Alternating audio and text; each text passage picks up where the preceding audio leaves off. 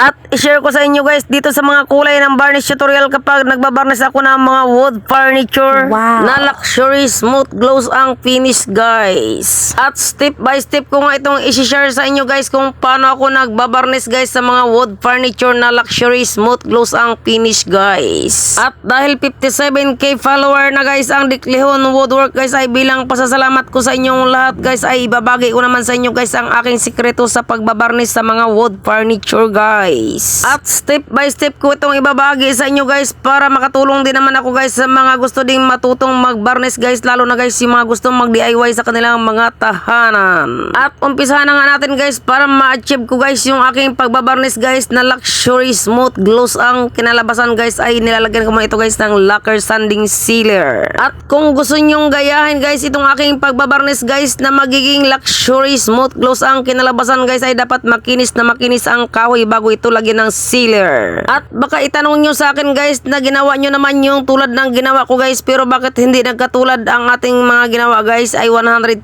muna guys na kinisin nyo muna mabuti ang inyong mga kahoy bago ito lagyan ng sealer. At lalong lalo na guys kapag ganitong tulad nitong ginagawa ko guys na natural color ng wood yung aking binabarnisan guys, at hindi ito nakaduko at hindi rin ito naka-wood stain at hindi rin ito nakulayan, dapat ay makinis na makinis ang kahoy. At baka itanong nyo sa akin guys na bakit kailangan pang pakinisin ang kahoy bago lagyan ng lacquer sanding sealer. Dahil unang-una guys ay dito talaga guys nakasalalay ang kagandahan ng ating mga gawa guys. Bago natin ito lagyan ng varnish guys, ay dapat makinis na agad ito guys bago ito i-sealer. Dahil kapag ganito mga natural color ng kahoy ang nakikita guys at hindi ito iduduko guys, ay kitang-kita yung mga pinagbakatan ng planer o testisan guys kapag nabarnisan na at hindi ito nakinis. Pero kung ito naman guys ay babarnisan guys ng duko finish guys at maraming masilya guys, ay okay lang din yun guys, kahit hindi naman makinis na makinis ang kahoy ay mamasilyahan din yun ng makapal at makapal ang pintura. Pero kapag ganito mga natural color ng kahoy ang makikita guys at puro clear ang varnish na gagamitin guys, ay dapat talaga guys ay 100% talaga guys na makinis ang kahoy bago ito bugahan ng sealer. At kapag walang spray gun pang buga guys tulad itong ginagawa ko guys, ay pwede rin kayong gumamit ng tela o basahan guys o roller o paintbrush, ay pwede rin iyon guys. At baka itanong nyo sa akin guys kung anong varnish yung ginagamit ko pang varnish dito sa aking binabarnisan na wood furniture guys. Ito ay dining set ito guys, kaya dito na ako nagbabarnish sa upuan. At ito yung aking first coating sa pagbabarnish ko guys sa mga upuan guys, at doon kanina guys sa lamesa. At ang ginagamit ko dito guys na varnish ay puro lacquer at puro clear.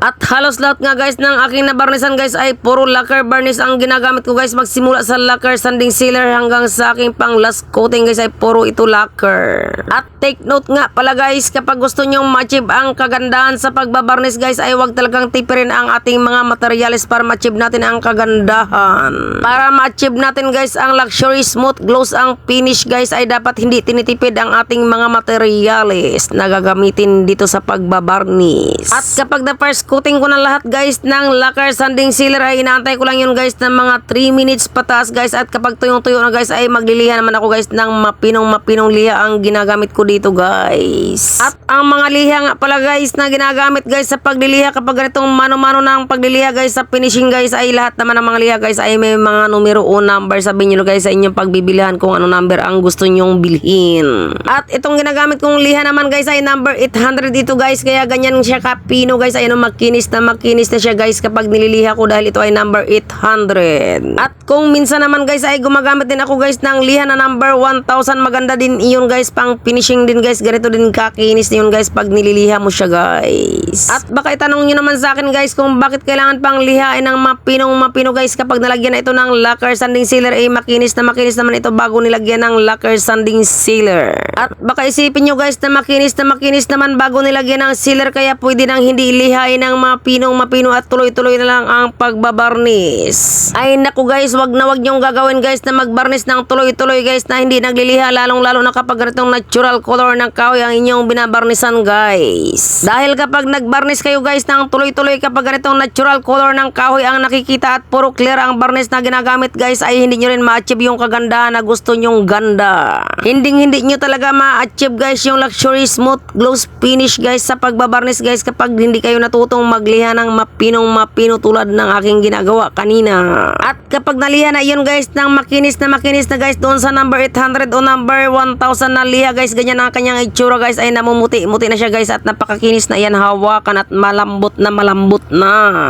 At kapag natapos ko nga guys lihain ng mapino guys at ganyan ang kanyang itsura guys na mamuti-muti na siya guys ay nilalagyan ko ulit yun guys ng lacquer sanding sealer. At baka magtanong naman kayo sa akin guys kung ano pa yung mga ibang ihahalo sa lacquer sanding sealer bago i-brush o bago i-roller o bago ipunas ng tela guys o bago i-spray. Lahat ng mga lacquer sanding sealer guys basta lacquer type guys ang mga sealer guys ay pwede yun guys haluan ng lacquer thinner. Pero optional lamang yun guys kung gusto nyong haluan ng lacquer thinner ang lacquer sanding sealer o hindi nyo nahahaluan ng lacquer thinner. Lalong-lalo na guys kapag hindi naman kayo gumagamit ng spray gun guys ay pwedeng gamitin ang mga lacquer sanding sealer na walang halong lacquer thinner. At baka magtanong kayo guys kung naghahalo ba ako ng lacquer thinner sa lacquer sanding sealer bago ko ito i-spray dito sa aking mga binabarnisan guys. Ang paghahalo ko naman guys ng lacquer thinner sa mga ginagamit kong lacquer sanding sealer ay nakadepende yun guys sa mga varnish na binibili ko guys o sa mga varnish na aking nagagamit. Dahil meron mga lacquer sanding sealer guys na sobrang melted guys kaya hirap na hirap lumabas sa spray gun kaya kailangan ko talagang haluan ng lacquer thinner. At dito sa aking binabarnisan na dining set guys ito lang yung aking mga ginamit dito guys itong tatlo guys itong lacquer sanding sealer at itong clear gloss lacquer at lacquer blue. At kung makikita nyo nga guys ay itong aking mga ginamit na varnish guys ay puro clear ito guys at wala itong kulay at ito ay puro clear lang talaga ito guys at puro ito lacquer. At gumagamit din ako guys ng lacquer thinner maliban guys sa lacquer blue guys pero naihalo ko na yung aking lacquer thinner guys dahil itong aking ginamit na lacquer sanding sealer ay nung nakaraan pa. At itong ginagamit kong lacquer blue guys ay hindi ko ito hinahalo sa lacquer sanding sealer at dito ko ito hinahalo guys sa clear gloss lacquer naman siya. At kaya lang ako naghahalo ng lacquer blue guys sa clear gloss lacquer guys kapag naglalas coating na ako guys yung pinakahuli-hulihan ko ng pagbabarnis guys. Syempre guys isa din iyon sa sekreto guys para ma-achieve yung luxury smooth glossy na finish sa pagbabarnis guys. At ma-achieve nyo rin guys ang pagpipinish guys ng luxury smooth glossy ang finish guys kapag nag-sanding sealer kayo ng 3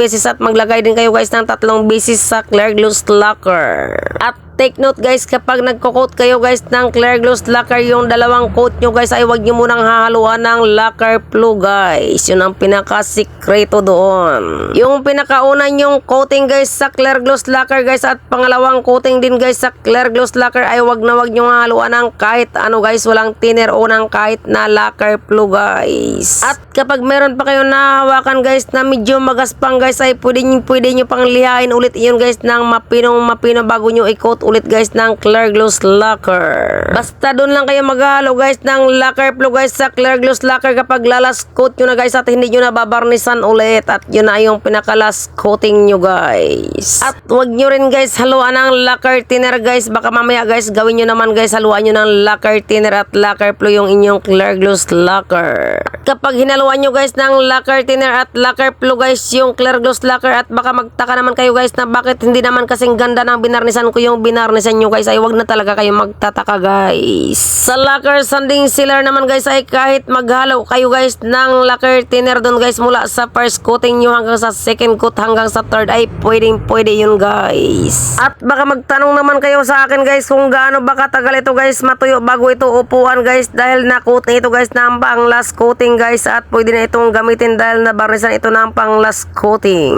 Take note pala guys depende ito guys sa kapal ng ating pagbabarnis guys kung gaano katagal itong matuyo itong sa akin guys na binabarnisan guys ay mga 3 to 5 hours. Dahil nakailang paulit-ulit na ako nagbarnis nito guys at makapal na yung barnis nito guys ay mga 3 to 5 hours ito guys bago maupuan. Pero kapag manipis lang guys ang pagkaka-coating mo guys o manipis lang yung pagkaka-barnis mo guys mga dalawang coat ka lang guys o dalawang beses ka lang magbarnis guys ay mga isang oras guys ay pwede mo nang upuan guys kahit hindi pa maabot ng isang oras. Kaso mo nga lang guys kapag dalawang beses ka lang magbarnis guys ay hindi mo rin ma-achieve guys yung luxury smooth glossy ang finish guys. Sorry. Dahil kapag tipid na tipid ka naman guys sa mga varnish guys at gusto mo naman guys ay maganda at pang luxury ang finish guys ay sorry na lang talaga guys hindi mo talaga yun ma-achieve guys. At baka magtanong kayo guys kung magkano ang aabutin sa inyong magagastos guys bago kayo makapag-varnish guys ng ganito kagandang pagbabarnish guys. Sa mga estimated na materials naman guys ay depende yun guys sa dami ng inyong babarnish babarnisan. Itong akin guys ay isang set na dining set ito guys na animan o 6-seaters. At nakadepende din iyon guys sa paulit-ulit na pagbabarnis guys kung ilang beses kayo magkukot guys, ganun karami ang magagamit nyong barnis maliban sa liha. At syempre guys, maliban sa liha at barnis guys ay gagastos pa rin kayo guys sa mga pangmasilya at iba pa guys kapag meron pa mga